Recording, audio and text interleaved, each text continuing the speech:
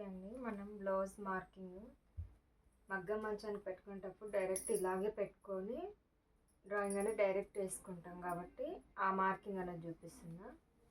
First ఇక్కడ shoulder చూసుకోవాలి. Blouse అనేది ఇట్లా వేసుకోండి, మొత్తం దేని దానికి ఇట్లా పెట్టుకొని ఇట్లా వేసుకోండి. మొత్తం మడత అన్నది మడత లేకుండా నీట్గా ఇట్లా కట్ చేసుకున్నాక మళ్ళీ మనం ఫస్ట్ బ్యాక్ ఇక్కడ నడుము దగ్గర లూజ్ ఎంత ఉందో చూసుకోండి. మీ బ్లౌజ్కి ఆది బ్లౌజ్కి ఎంత ఉంటే అంత పెట్టుకోండి. ఇక్కడ నాకు 13.5 ఉంది. తర్వాత ఇక్కడ చూసుకోవాలి బాడీ పార్ట్ దగ్గర ఇక్కడ నుంచి ఇక్కడికి ఎంత వచ్చింది 9. మళ్ళీ థర్డ్ మార్కింగ్ ఇక్కడ గల్ల దగ్గర ఇది ఎంత ఉందో చూసుకోవాలి. ఫస్ట్ 10 ఉంది.